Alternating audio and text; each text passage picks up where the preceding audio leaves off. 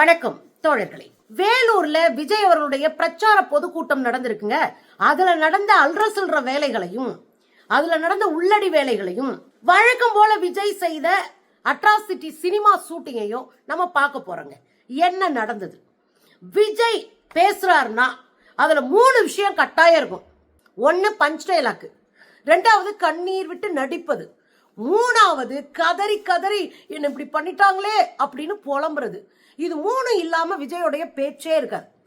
எப்படி அவருடைய படத்துல மசாலா இருக்குமோ அது போல பேச்சிலையும் மசாலா இருக்கிற ஒரே ஆள் யாருன்னா நம்ம விஜய் தான். எனக்கு தெரிஞ்சு தமிழ்நாட்டுல முதல்ல ஒரு கட்சியை மக்களிடமிருந்து அப்புறப்படுத்த வேண்டும் என்றால், ஒரு கட்சியை காலி செய்ய வேண்டும் என்றால், ஒரு கட்சியை புறக்கணிக்க வேண்டும் என்றால் அது விஜயோடைய தமிழக வெற்றி கழகம் அப்படின்றத புரிஞ்சுக்கணும்.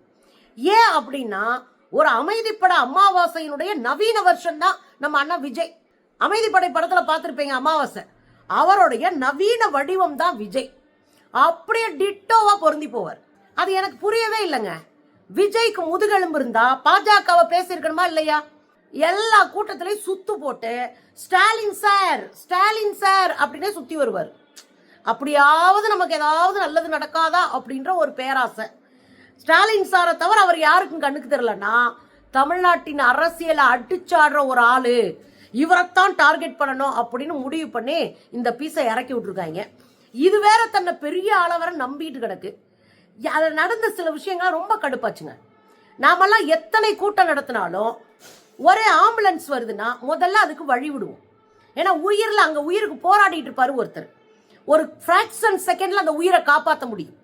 அதனால உடனடியாக நம்ம வழியை விட்டு அவங்கள காப்பாற்றுவோம். அதுதான் நம்ம இதுவரையும் பார்த்தது. அதைத்தான் நம்ம செஞ்சிருக்கோம். ஆனால் இன்னைக்கு பார்த்தீங்கன்னா அவர் வர்றாரு விஜயன்னா, பின்னாடியே ஒரு தற்கொலை கூட்டம் தொடர்ந்து விரட்டி வருது. விரட்டி வரும்போது முன்னாடி பார்த்தீங்கன்னா விஜய் வண்டிக்கு அப்படியே சைடில் பின்னாடி ஒரு ஆம்புலன்ஸ் வருது. அந்த ஆம்புலன்ஸ்க்கு வழியே விடல. அப்படியே விரட்டி போய் அந்த ஆம்புலன்ஸை மறிச்சு விஜயை பார்க்குறான். ஏங்க, கொஞ்சம் கூட அடிப்படை அரசியல் அறிவு பொது புத்தி இல்லையாங்க இந்த கும்பலுக்கு? நான் என்ன கேட்கிறேன்னா, பொது புத்தியில குறைஞ்சபட்சம் ஆம்புலன்ஸ் தான் வழி விடணும்னு சொல்லி கொடுத்துருக்காங்க. அது கூட தெரியாத ஒரு கும்பலை தான் நம்ம வச்சுட்டு அரசியல் பேசிட்டு இருக்கோம். பாருங்க, இது ஒரு பக்கங்க. இன்னொரு பக்கம் வழக்கம் போல விஜய் அவர்களுடைய கூட்டத்துல எவ செத்தாலும் விஜய் வேடிக்கை பார்ப்பார். யாரு செத்தாலும் கண்டுக்க மாட்டாரு. யாரு செத்தாலும் கவலைப்பட மாட்டாரு. யாரு செத்தாலும் அவளுக்கு பிரச்சனையே கிடையாது. அவருக்கு வேணும் ஓட்டு. அவர் காசை காப்பாத்துறதுக்கு ஒரு கட்சி, அவர் காசை காப்பாத்துறதுக்கு ஒரு அரசியல் தேவைப்படுது. அதனால உள்ள உட்கார்ந்து இருக்கிறார். இதுல நீங்க பாத்தீங்கன்னா, போன முறை கரூர் கூட்டத்துக்கு வரும்போதே சக்கரத்துல 4 பேர் விழுந்தாங்க, அதையே கண்டுக்கல. இந்த முறை அவருடைய வண்டிக்கு பக்கத்துலேங்க ஒருத்த வண்டி மேல ஒருத்த வண்டி மோதி ஒரு 4-5 பேர் கிடக்குறாங்க கீழே. நிப்பாட்டி மிரட்டிட்டாவது வரணும்ல. அடி பல்ல ஊத்துருவேன் படவா. இப்படி விழுவீங்களா? வந்து ஒழுங்கா வாங்க, ஊர் என்ன சொல்லும் அண்ணனை பத்தி அப்படின்னு சொல்றவன் தான் தலைவன். இந்த பரதேசி அது பாட்டுக்கு வேடிக்கை பார்த்துட்டு எனக்கு நான் போச்சே அப்படின்னு கிளம்பி போகுதுங்க. இந்த பின்னாடி பார்க்க போய் விழுந்தாங்க பாருங்க, அவன் பாட்டுக்கு எந்திரிச்சு கும்பிட்டுட்டு இருக்காங்க. எனக்கெல்லாம் கழுத்தை பிடிச்சிடலாம் போவோம் பாருங்களேன். இதெல்லாம் தாண்டி அண்ணா வந்து ஒரு டிராமா பண்ணாரு பாருங்க. ஏங்க, அந்த நடிப்புக்கெல்லாம் ஆஸ்காரே 10 கூட கொடுக்கலாங்க. அவ்வளவு நல்ல நடிப்பு. அப்படியே கண்ணீர் வராமலே அழுக ட்ரை பண்ணாரு பாருங்க. யாரும் கிளிசரின் பின்னாடி இருந்து லேசா ஊத்தி கொடுக்கல போல இருக்கு. அதனால அழ வரல. அதனால மூஞ்சி வச்சுக்கிட்டு அதை அழுகிற மாதிரி ஒரு ஆக்ஷனை பண்ணிக்கிட்டு மைக்கில் இருந்து 10 அடி தள்ளி வந்து அப்படியே அப்படின்னு சிவாஜி மாதிரி அப்படி இது ஃபீல் பண்ணிட்டு திரும்ப அப்படியே மைக் பக்கத்தில் போய் சாரி அப்படின்னு சொன்னாரு பாருங்க. நான் அடிப்புடா. சினிமாவில் அதை செஞ்சிருந்தாருன்னா அவர் தாங்க பெரிய ஆளு. பாருங்க,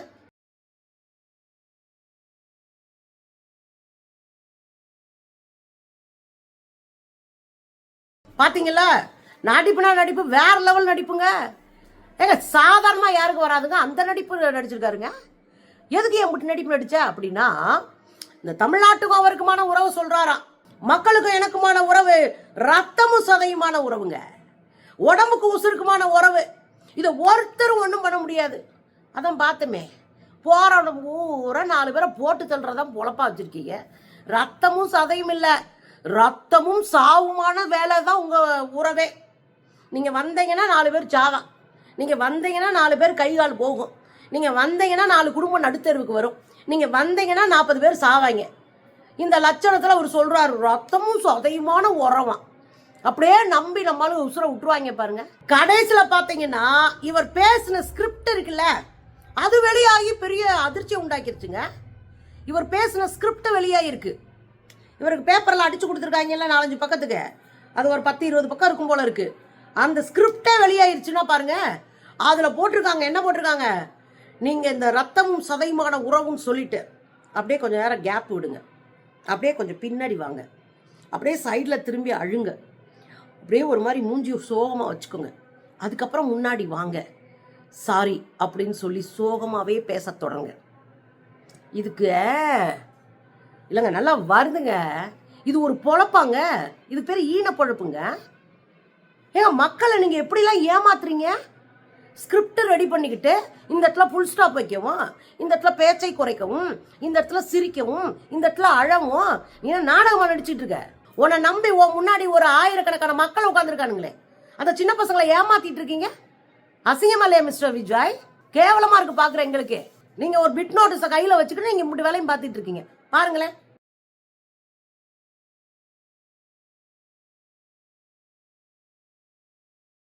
இதுல அவர் 4-5 பஞ்ச் டைலாக் பேசியிருப்பார்.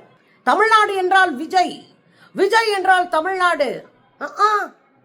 இல்லை எனக்கு என்னன்னா, நான் தமிழ்நாட்டில் ஒரு ஆளே கிடையாது, ஒரு அட்டக்கத்தி.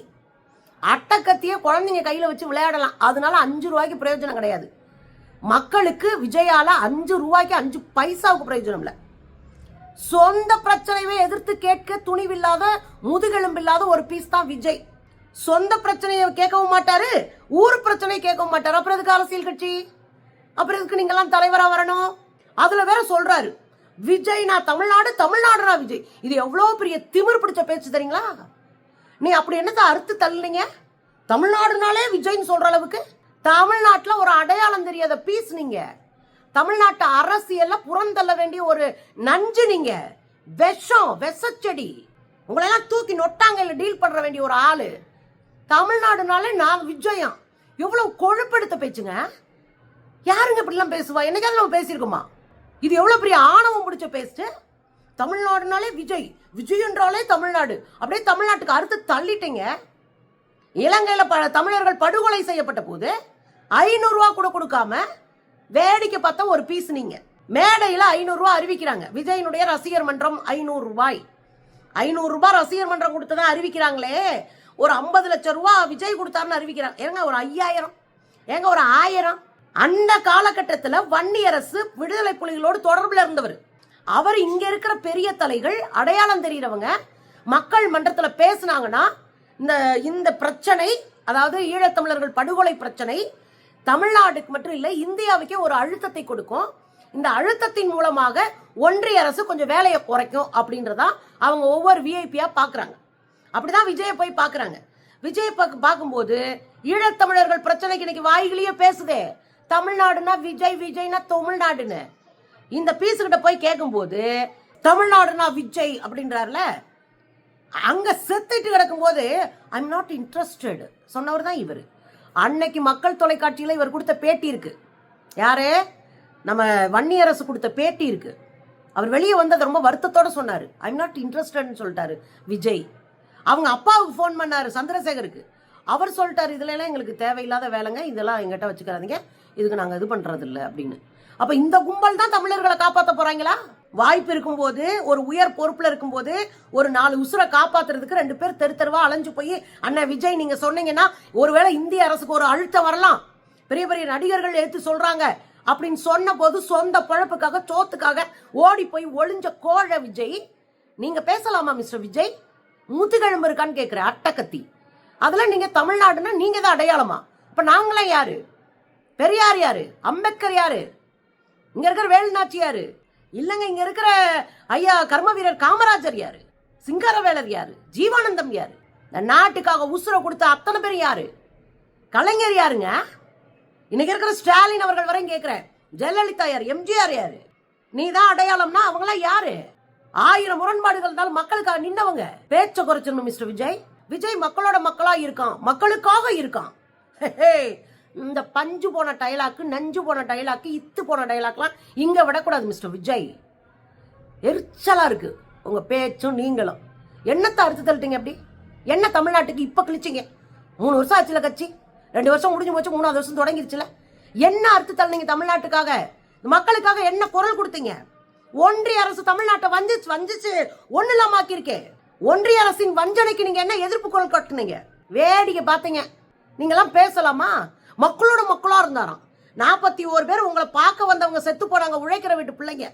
அந்த குடும்பமே நடுத்தருவுக்கு வந்துச்சு. ஒரே ஒரு குழந்தைய வச்சுட்டு கணவனை இழந்துட்டு தனியா இருந்த ஒரு பொண்ணு தன் குழந்தைய இழந்துட்டு நின்னாங்க. அவங்கள வச்சு 1000 அரசியல் பண்ண கேவலமான ஜந்துக்கள் நீங்க. பேசலாமா? மக்களோட மக்களா இருக்காராம். பின்னங்கால் பெடரில் அடிக்க ஓடுனீங்க சென்னைக்கு.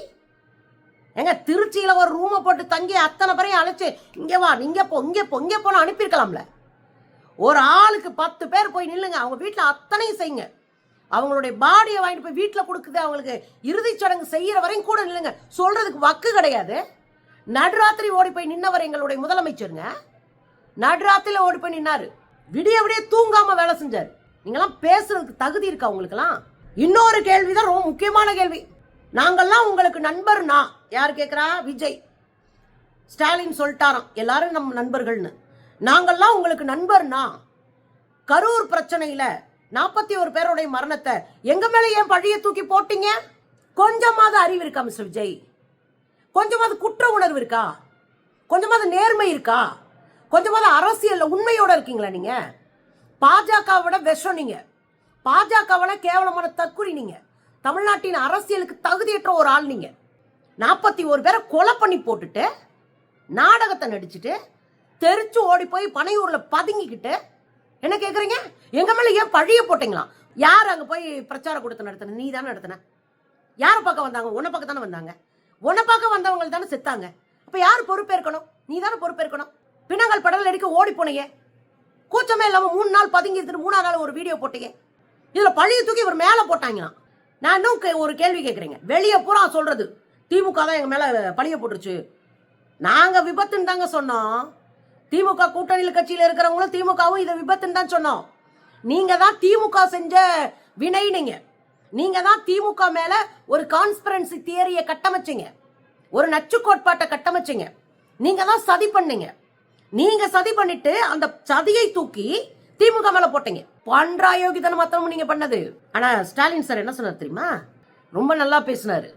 எந்த கட்சி தலைவனும் பொதுமக்களும் தொண்டனும் செத்து போகணும்னு நினைக்க மாட்டாங்க. யார் செத்திருந்தாலும், எந்த கட்சிக்காரங்க செத்திருந்தாலும் அவங்க நம்முடைய தமிழ் சொந்தங்கள். இந்த துயரமான சூழ்நிலையில நீங்க யாரும் தவறான செய்திகளை பரப்பாதீங்க. இதுதான் ஒரு தலைமைக்கான அழகு. தக்குரிக்கான அழகுதான் இன்னைக்கு நீ கிளப்பி இருக்குது. என்னவா? என் மேல ஏன் பழி போட்டீங்க? நீ செஞ்சதுக்கு தூக்கி போட்டு மிதிச்சு உள்ளத்துல இருந்திருக்கணும். ஆனா அதை செய்யல.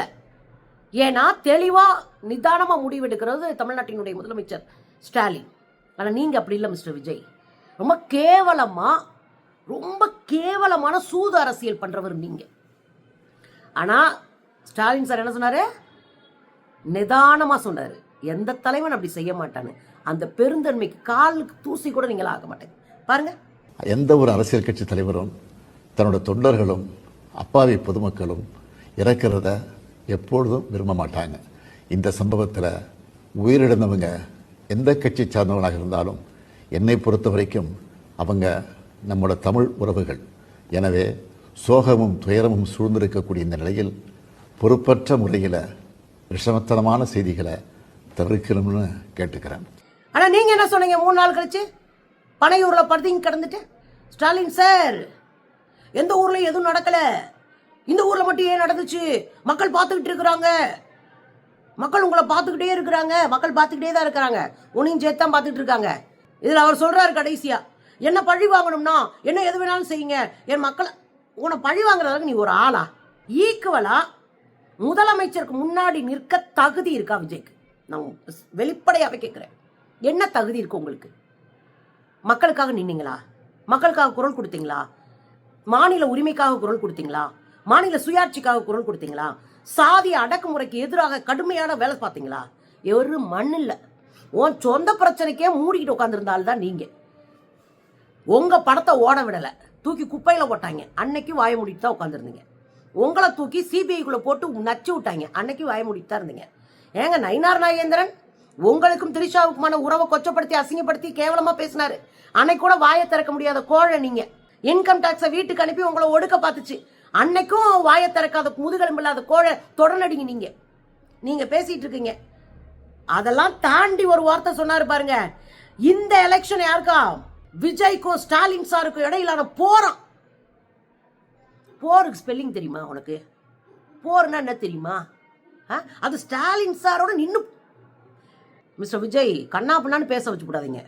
14 வயசுல களத்துக்கு வந்து தெரு தெருவா நாடகம் போட்டு படிப்படியா கட்சியில உயர்ந்து முதலமைச்சர் மகன் தானே. 21 வயசுல அமைச்சராக இருந்தா என்ன பண்ணிருப்பீங்க? அது பண்ணலங்க. போய் மிசாவில் உள்ள போய் நின்று உயிருக்கு ஆபத்தை அட்டி வாங்கிட்டு வந்து அதெல்லாம் பொய்ன்னு ஒரு கூட்டம் பேசிட்டு இருக்கோம். அதுக்கு சாட்சி இருக்காரு. மிசா கைதிகள் மீதான மனித உரிமை மீறலை கையில எடுத்து அன்னைக்கு வாதாடி அவங்களுக்கான உரிமையை பெற்றுக் கொடுத்தவர் யாரு? நீதி அரசர் சந்துரு. ஜெய்பீம் படத்துல வர்றாருலாம் வழக்கறிஞரா, ஒரு கதாபாத்திரம் வருதுல, அவர் தான் நீதி அரசர் சந்துரு. அவர் தான் காப்பாற்ற போனார். அவர் கம்யூனிஸ்ட் மார்க்சிஸ்ட். என்ன வந்து உளறிக்கிட்டு இருக்கீங்க? யாருக்கும் போடு. நான் கேட்கிறேன்னா, கொஞ்சம் கூட அரசியலுக்கு தகுதி இல்லாத இந்த விஜய் தன்னை ஒப்பிட்டு அப்படியே குதூகலம் அடைஞ்சுக்கிறாரு. சீனெல்லாம் இல்லை மிஸ்டர், உங்களுக்கு சீனெல்லாம் இல்லை. நாரி போய் கிடக்குறீங்க. குறைந்தபட்சம் உங்களை காப்பாத்திக்கங்க. தமிழ்நாட்டை காப்பாத்துறதால நாங்க பாத்துக்கிறோம்.